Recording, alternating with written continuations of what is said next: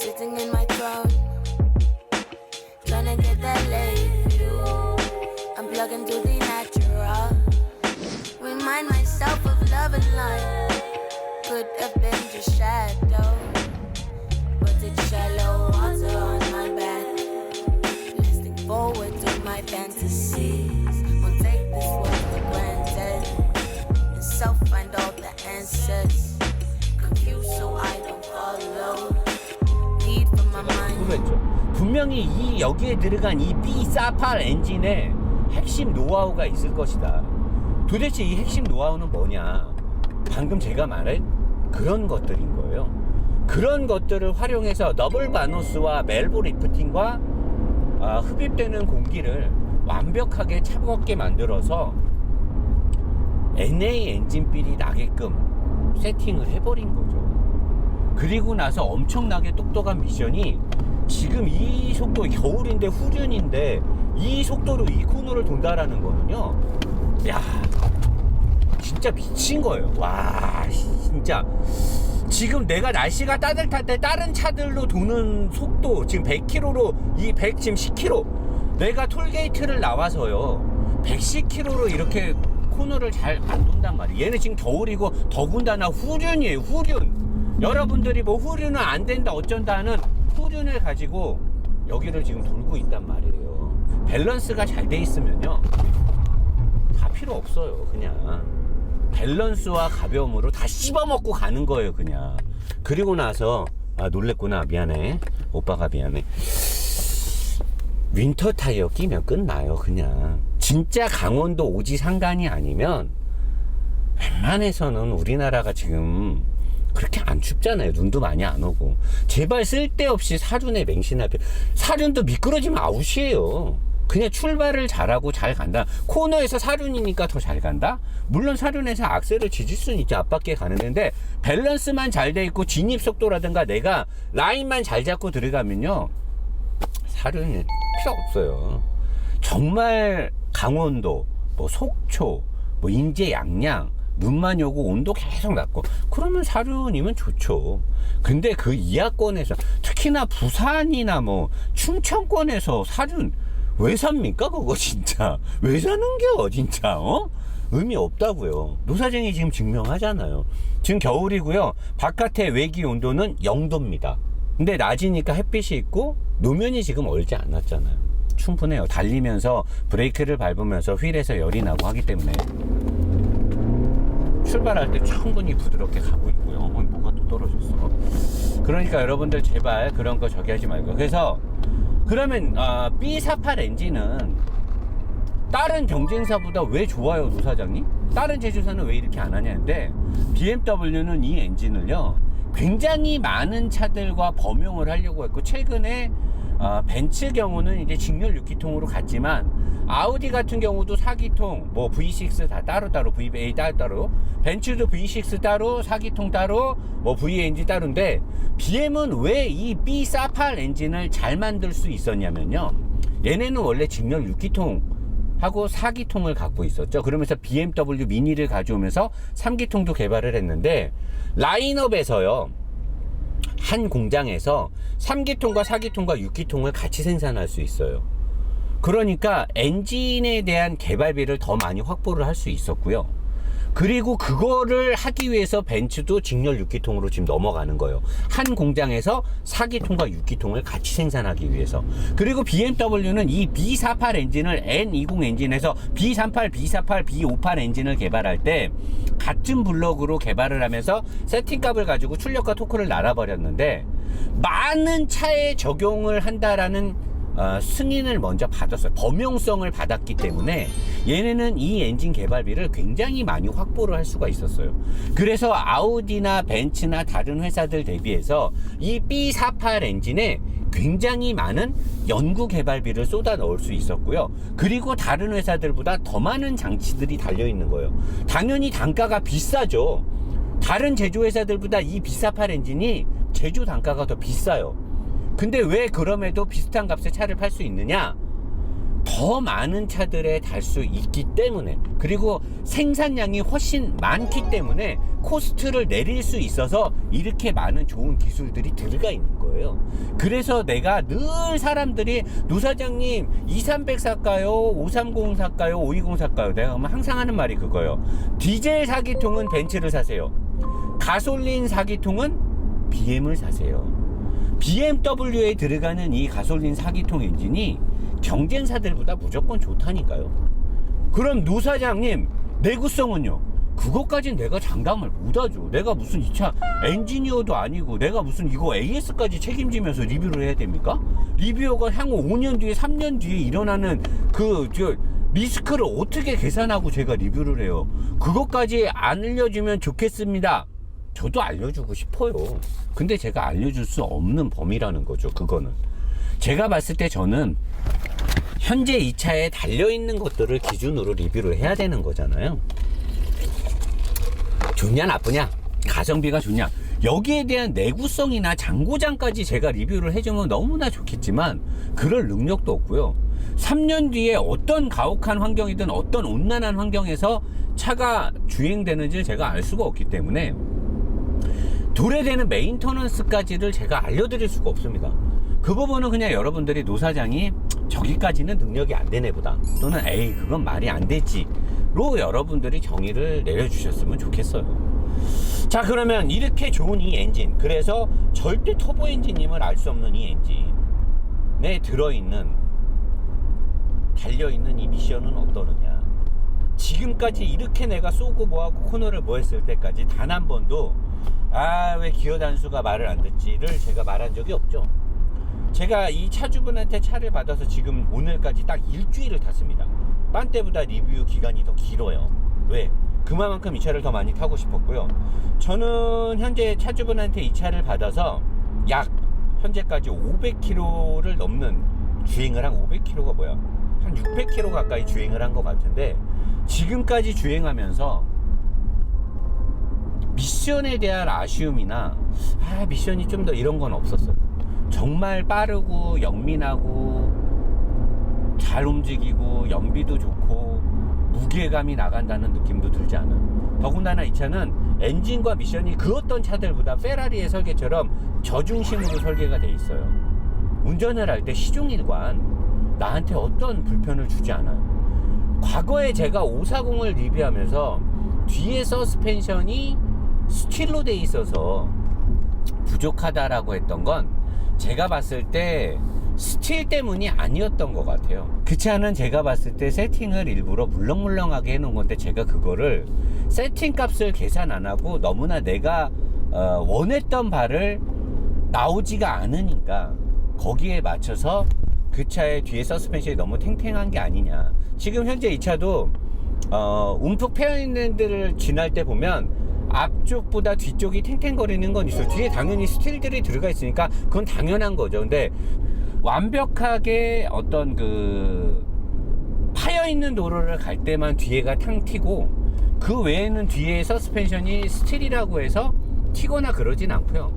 더 노면 홀딩 능력은 굉장히 좋습니다. 지금 코너를 돌 때도 그렇고, 지금 제가 보통 다른 차를 갖고 왔을 때 지금 날씨가 꽤 추운데 그냥 이 후륜차를 가지고 이렇게 여기를 지금 뭐 평균 속도가 지금 80이 넘거든요. 진짜 이거는 제 이 서스펜션의 설계 구조가 정말 너무나 이 네 바퀴가 너무나 노면을 잘 잡아요. 너무나 잘 잡고, 이게 진짜 ZF 얘네들의 이 좋은 이 8단 미션은 정말 좋은 미션인 것 같아요.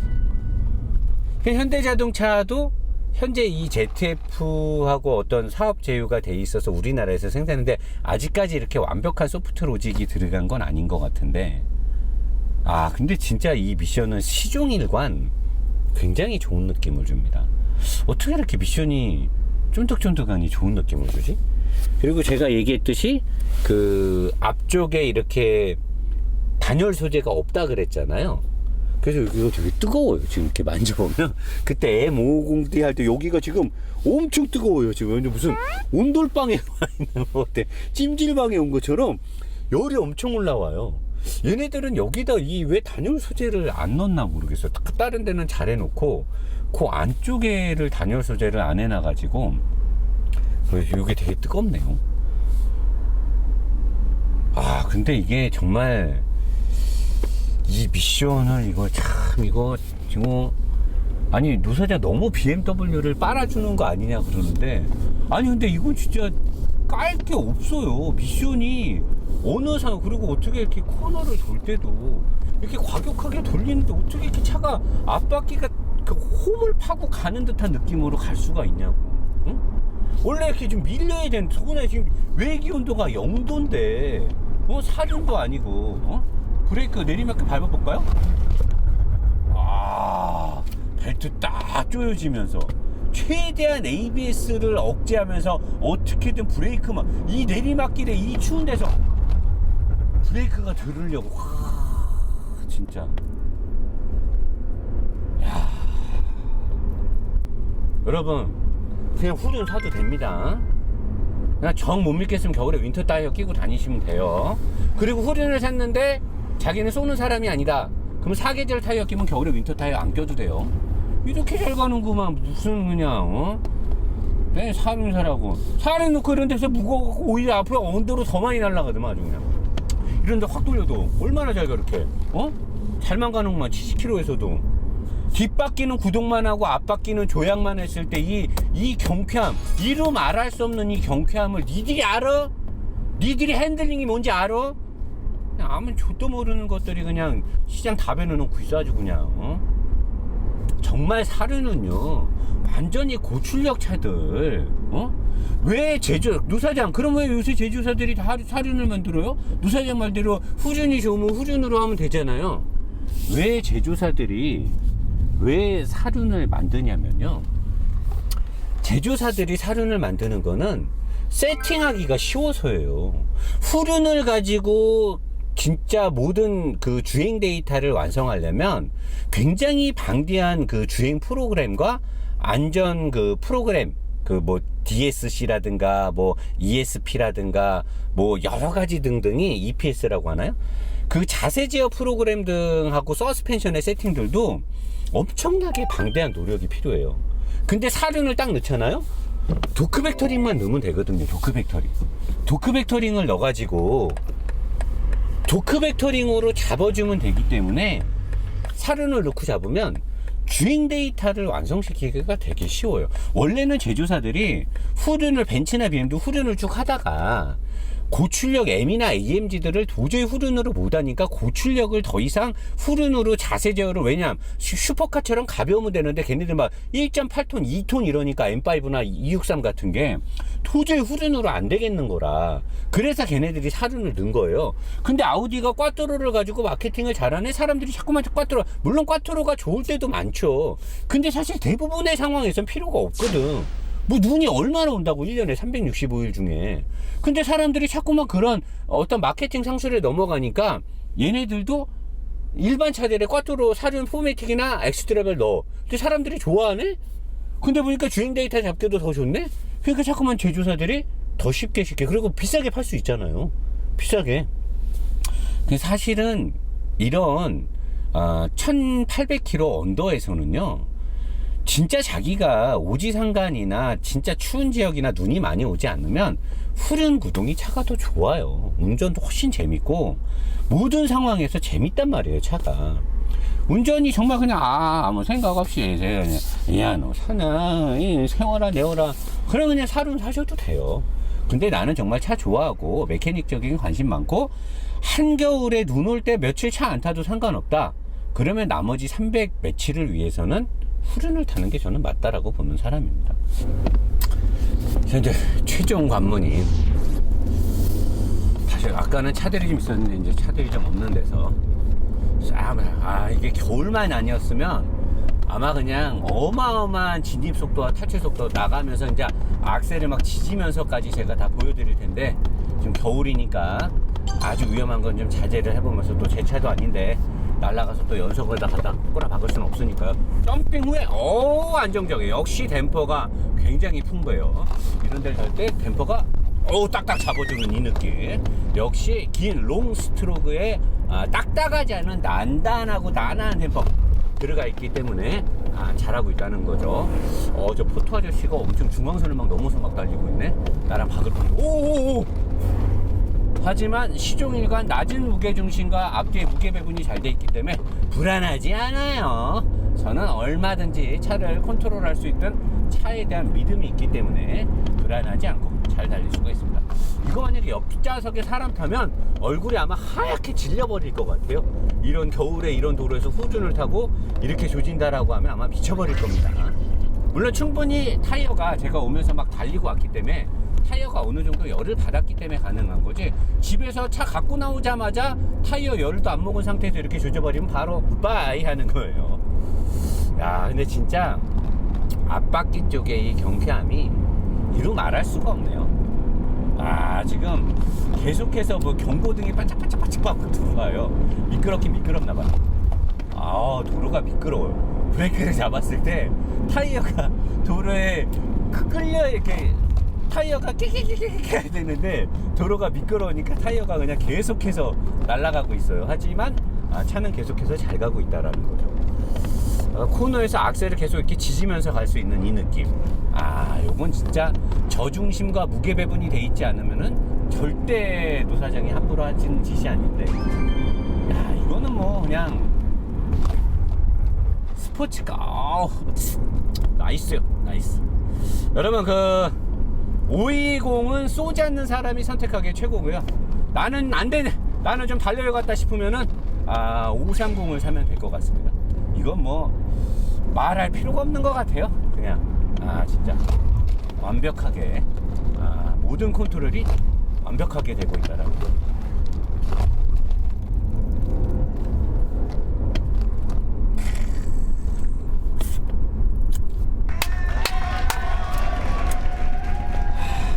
(4기통) 가솔린은 무조건 B40A 엔진이 들어가 있는 BMW로 가는 걸로 마무리하도록 하겠습니다. 4기통 디젤은 벤츠로 가면 되는 거고요. 아우디는 원래 지금 2차 리뷰 다음에 해야 되는데 오늘 뉴스가 떴어요. 아우디 A6 출고 정지. 뭐 국토부에서 또 뭐 속인 거 걸렸다 그러더라고요. 아우디는 정말 왜 그러고 있는지 모르겠어요. 내일 아우디 리뷰가 원래 진행되기로 돼 있었는데 아우디가 출고 정지를 먹었다고 합니다. 하필이면 리뷰하는 날 출고 정지. 대단하죠. 뭐 안전벨트인가 뭔가 뭐가 뭐 잘못돼갖고 출고 정지 먹었다 그러네요. 자, 그러면 마지막에 고속주행에서의 안정감을 좀 더 담아보고 리뷰를 끝내도록 할게요. 야간 리뷰는 제가 지금 이 차를 계속 타고 다니면서 했는데 우리 뭐 현진이가 말하기를 별로 그렇게 크게 시청자들한테 호응을 얻지 못하니까 노사장님이 이미 쭉 며칠 동안 계속 타면서 롱데이 리뷰를 하기 때문에 굳이 그걸 뭐 이제 시청자들한테 안 보여줘도 노사장님이 충분히 그렇게 타는 거 시청자들이 다 안다. 굳이 그렇게 후카시를 잡을 필요는 없다. 그러냐? 내가 그 후카시를 좀 잡은 거 같냐? 그랬더니 그분 있어 보이려고 그러시는 거 같기도 하는 뉘앙스가 보입니다. 그러냐? 그러면 하지 말자. 대화로 가자. 있었던 경험담으로 가자. 그래서 제가 얘기하기로는 야간에도 이 차는 상당히 인체공학적인 설계가 잘 돼 있는 느낌을 주고 있습니다. 자, 여기까지 하고 고속주행 리뷰를 살짝 담은 다음에 그리고 나서 총평으로 넘어가도록 하겠습니다. 노사장은 풀악셀 하도록 하겠습니다.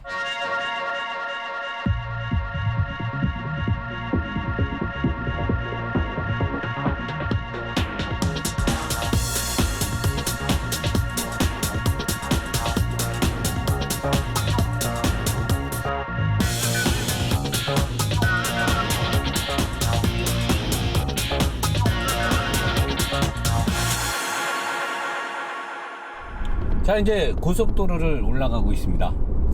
여러분들 디젤 사냐 가솔린 사냐 이런 갈등에 있는 분들, 자기가 1년에 2만 킬로 이상 주행을 많이 하고 자기는 뭐 차는 5, 6천만 원짜리를 산다 하더라도 한 달에 기름값을 자기 많이 쓰기 싫다, 아끼고 싶다, 그런 분들은 무조건 디젤을 사셔야 돼요.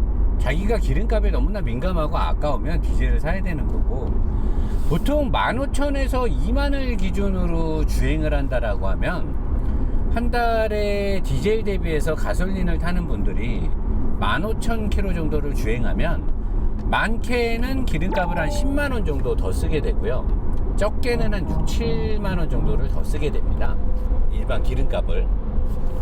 그럼 내가 이런 급의 차를 타면서 한 달에 10만원 남짓을 기름값을 더 쓰면서 부드러움과 재미, 경쾌함, 차후에 5, 6년 뒤에 엔진 정비비도 가솔린이 디젤보단 덜 나와요.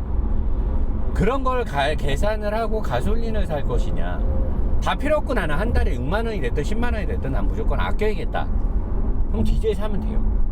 근데 중요한 건 한 달에 막 2, 3만 킬로, 1년에 2, 3만 킬로를 넘게 그걸 자주 한다라, 주행거리가 많다라고 하면 저는 그런 분들한테는 디젤을 사는 게 맞다라고 추천을 합니다. 하지만 6천만원, 5천만원, 7천만원이 넘는 차를 사면서 나 한 달에 기름값 6만원 아낄래, 이건 사실 아니잖아요. 이건 뭔가 앞뒤가 안 맞잖아요. 그러면 앞으로의 어떤 환경 규제나 제도적인 부분에 있어서도 디젤이 받는 핸디들이 많을 텐데, 그럴 거면 제가 봤을 때 그냥 가솔린을 타는 게 굉장히 부드럽고 좋거든요. 시동이가 너무 부드럽고, 시내 주행에서도 이 차는 이제 낮은 RPM에서 물론 최근에 나왔던 차들만큼 직분사 소리가 크진 않지만 벤츠보다는 현저하게 적어요. 직분사의 직분사 고압 범퍼의 소리가 살짝 나긴 하지만 냉간 상태가 아닌 경우에는 그렇게 크지 않고요.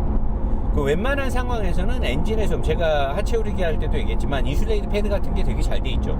단열보다 그걸 더 잘 해놨기 때문에 엔진과 미션 또는 하체 소음이 거의 이 차로 들어오지 않습니다. 현재 터널이고 100km를 항속을 걸고 가고 있지만 거의 뭐 소음은 안 들어오죠. 아까 제가 180, 190km를 주파했을 때도 그렇게 시끄러운 느낌은 없었고요. 이런 데서 특히나 이제 이거 완전히 자동 딱 걸고 달리면 한 뭐 110 정도 딱 걸고 달려버리면은 진짜 와방이죠. 고속도로에서 이 반자율 주행만큼은 진짜 와방이죠, 와방. 그냥 딱 그러면 거의 뭐 그냥 딱 걸고 가니까 지금 여기는 구간 안전 구간이니까, 구간 제한 속도 구간이니까 100km, 5km 정도. 그러면 뭐 악셀레이터 안 밟고 그냥 여러분들하고 그냥 잡담이나 하면서 앞도 뭐 잘 안 봐도 돼요. 지가 알아서 다 가주니까. 그런데 가끔 그래도 이제 BMW는 100% 신뢰를 하면 안 되거든요. 물론 다른 제조회사도 마찬가지. 이거를 100% 신뢰하면 안 돼요. 반자율 주행은 어느 정도 뭐 무조건 믿고 막 이렇게 가면 안 됩니다. 어느 정도는 오차 오류를 범할 수 있다라는 걸 계산하고 믿고 가야지, 얘 믿고 그냥 막 난리야 이런 거 하면 안 됩니다. 어느 정도는 그래도 생각은 하고 가셔야 돼요. 그래서 아무튼 저는 그렇게 생각하고, 그리고 이제 고급류 부분, 이 차를 타면서 고급류를 얘기하는데, 여러분들 고급류를 넣으면 기름이 뭐 폭파 힘이 세지고 뭐 발화 지점이 뭐 좋아지고 막 그래갖고 막 없는 힘이 생기고 그런 건 아니고요. 하이옥탄이라고 그래요. 하이옥탄. 옥탄 성분이 뭐냐면 일정 온도나 일정 폭파 시기가 됐을 때 정확하게 폭발을, 그러니까 사전에 폭파되지 않게끔 해주는 그 성분을 옥탄이라 그래요. 옥탄. 옥탄 성분이 높으면 높을수록 정확한 포인트에서 엔진이 불꽃 점화가 되기 때문에, 가솔린이. 그래서 이 옥탄 성분이 높은 고급류 하이옥탄인 경우 정확하게 연소 시점을 맞출 수 있는 장점이 생긴단 말이에요.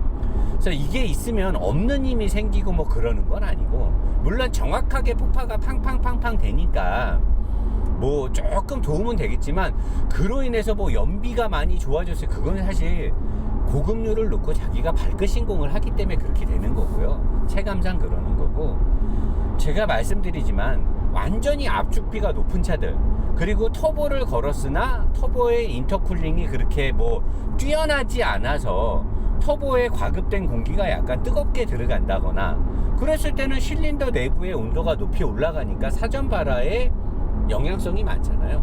근데 요즘 나오는 이런 차들은 너무나도 인터쿨링이 잘 돼 있고 지연 지각 시스템이라든가 폭파 시점에 관련돼서 불꽃 점화의 타이밍이라든가 특히나 이렇게 직분사가 추가되면서 연료의 분사 시점까지 다 조절해 주는 차들은 엔진에 절대 데미지를 주지 않아요. 일반유를 넣는다고 해서. 대신에 일반유를 넣었을 때 고급유보다 옥탄가가 살짝 낮으니까 그로 인해서 폭파 시점 미세. 근데 그게 여러분들이 생각하는 것만큼 어떤 사람들이 막 그래프를 보여주면서 뭐 일반유를 넣으면 뭐 여기서 터지고 고급유를 넣으면 여기서. 왜냐면 우리나라의 일반유의 옥탄 성분이 94가 넘는 경우가 되게 많아요. 그리고 고급유라고 해서 옥탄이 100이다 그런 데는 거의 없죠. 대부분 옥탄은 고급유는 한 96 정도가 넘으면 대부분 고급주로 본단 말이에요. 옥탄을 99까지 옥탄을 맞춰주는데도 드물고요. 뭐 이거는 정유사마다 이 영업 노하우기 때문에 잘 오픈을 안 해요. 근데 제가 이렇게 주유소 하시는 분들 대충 얘기를 들으면 그분들도 매번 그걸 측정하진 않으니까 그분들도 회사에서 주는 데이터를 가지고 보는데 여러 통계나 그때 뭐 정유 박사님이나 내가 쭉 얘기를 해봤을 때 우리나라에서 주유소에서 고급유를 파는 고급유의 옥탄 성분이 96에서 98을 왔다 갔다 하는 경우가 많다라는 거죠. 더 높은 데도 있겠고 뭐 그거보다 낮은 데는 거의 없겠지만 근데 일반유도 94를 왔다리 갔다리 하는 데가 되게 많다라는 거예요.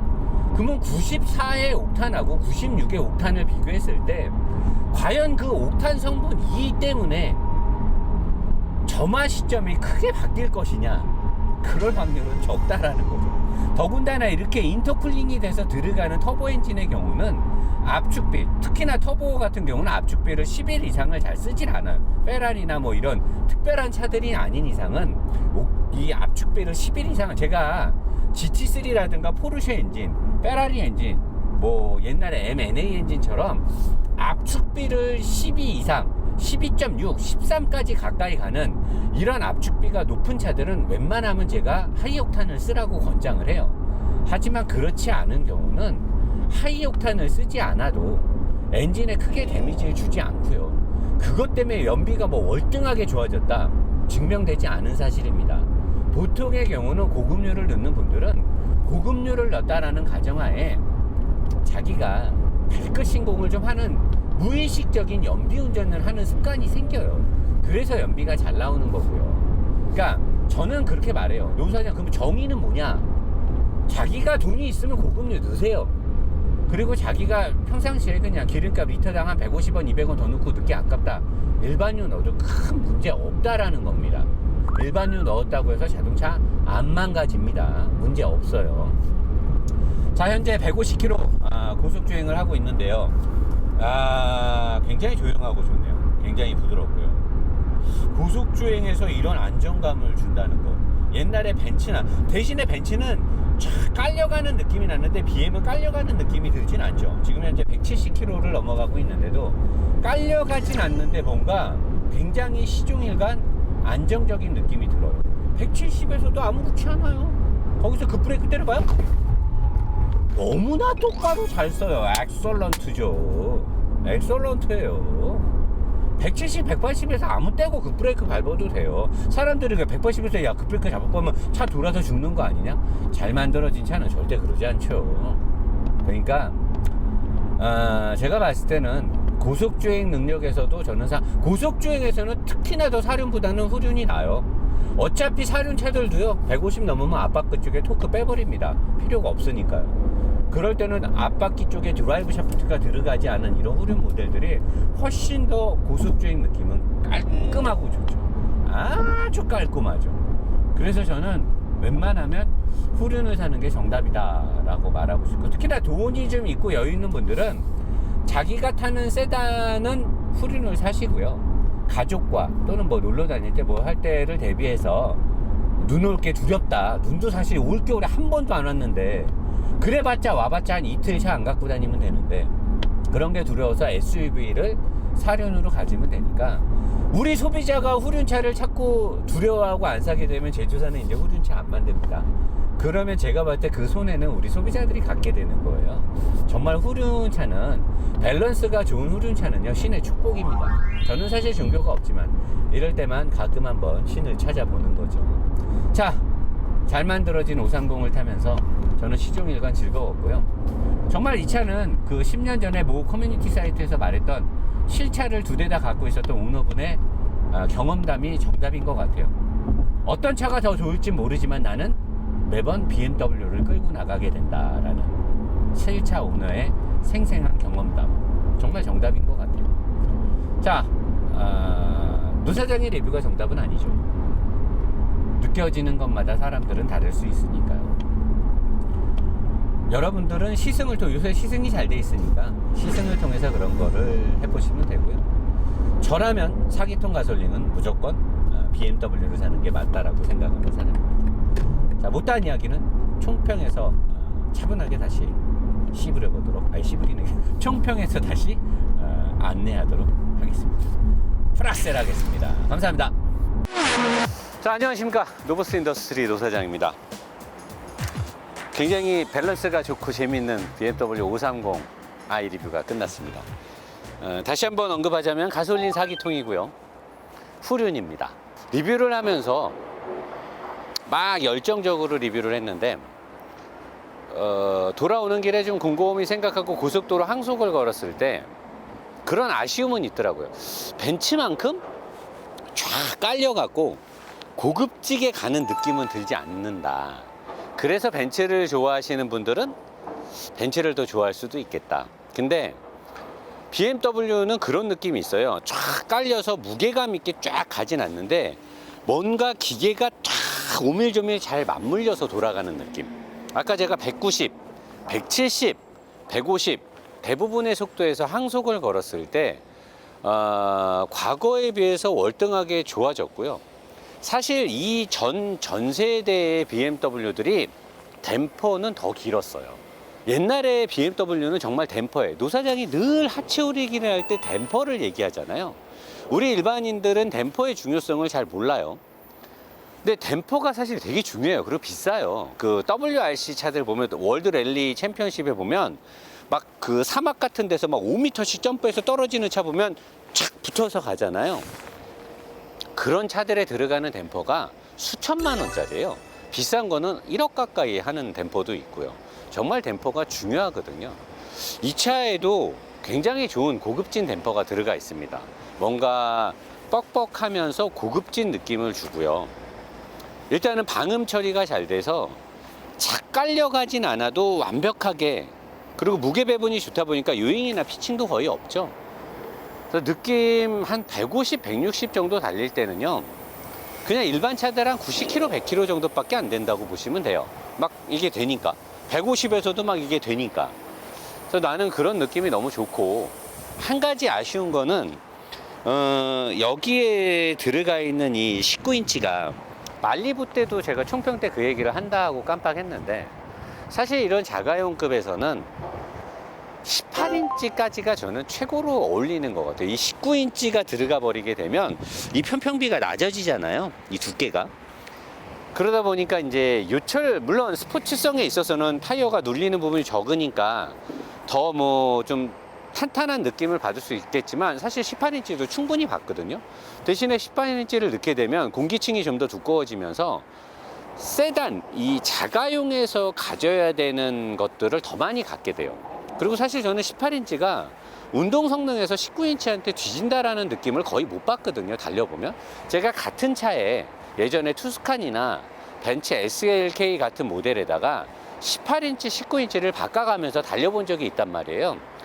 19인치라고 해서 오히려 접지가 잘 나오냐? 그렇진 않다라는 거죠. 18인치만 해도 저는 충분하다고 보고, 이 차가 이제 MSP 모델이기 때문에 스포츠 패키지니까 당연히 이제 휠이 더 큰 게 넣겠지만, 저는 사실 18인치를 넣고 달리는 게 훨씬 더 여러 가지 포용 능력에서 좋지 않겠느냐라는 거고, 리뷰 마지막에서도 얘기했지만 가솔린과 디젤, 전륜과 후륜, 사륜 이런 것들에 대해서 이제는 여러분들이 또는 저와 함께 더 이상은 우리가 이런 비싼 물건을 사면서 대기업의 마케팅 상술에 넘어가지 않아야 되지 않겠느냐. 사륜, 디젤 뭐 다 의미 없거든요. 그리고 벤츠 좋은 회사 맞죠? 잘 만들고. 하지만 벤츠라고 모든 차를 다 잘 만들진 않아요. 제가 늘 말하지만 벤츠는 S클래스를 만들어서 거기에 있는 기술을 뿌려서 나머지 차를 만들고, BM은 3이나 5 시리즈를 잘 만들어서 그 기술을 가지고 여러 차를 만드는 그런 형태의 기술 집약적인 체계를 갖고 있기 때문에, 저는 사실 3 시리즈와 5 시리즈는 거의 대부분 구매했을 때 뭐 실망할 확률이 적지 않느냐라고 생각하는 거고, 이 530 후륜은 정말 괜찮고 520i에 비해서 옵션과 성능이 높아져서 520이 그러면 안 좋냐? 그렇지 않습니다. 그 당시에 제가 520을 리뷰했을 때 주장했던 건 아직도 기억이 납니다. 520은 520대로, 530은 530대로 옵션에 대한 선택폭이 훨씬 많아지거든요. 출력 그리고 엔진에 대한 구조적인 보조 시스템들이 훨씬 좋기 때문에. 그럼 노 사장은 뭐 살 거냐 물어보면 저는 530 사고 싶어요. 왜? 저는 일반인들처럼 살살 다니지 않거든요. 저는 좀 쏘고 싶으니까. 자, 그리고 아우디 A6는 원래 내일 받아야 되는데 오늘 뉴스가 났어요. 오늘 날짜는 1월 16일입니다. 아까까지는 외기 온도가 진짜 0도, 1도 가는 게 맞았고, 여러분들이 날짜를 체크해 보시면 알고요. 아우디는 출고 정지를 먹어서 약 한두 달 뒤가 돼야 출고가 된다고 합니다. 그래서 이번 영상을 아우디랑 붙여서 제작을 하려고 했는데 불가피하게 그게 안 돼서 다음 주에 다른 차들로 리뷰는 대체가 됐고요. 아우디 A6는 차주분이 저한테 상의를 하더라고요. 계약을 취소하고 그냥 벤츠로 갈까요 하시던데, 제가 한번 기다려 보시라 그랬어요. 아우디 한번 타보시는 거 나쁘지 않겠다 싶으니까 아무튼 출고가 되는 대로 아우디도 세심하게 리뷰를 제작하도록 하겠습니다. 이 영상이 나갈 때쯤이면 현진아 설날이 지났겠지? 설날이 지나서 2월 달로 넘어가는데 그때쯤 되면 아마 더 추울 것 같아요. 여러분들 감기 조심하시고요.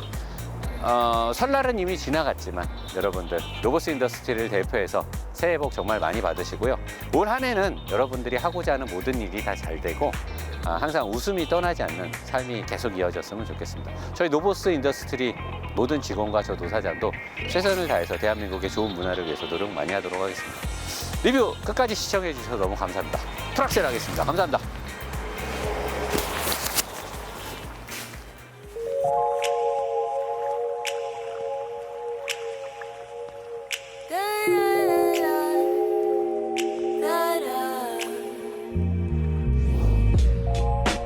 Sitting in my throne, trying to get that late view. I'm plugging to the natural. Remind myself of love and light. Could have been just shadow, but it's shallow water.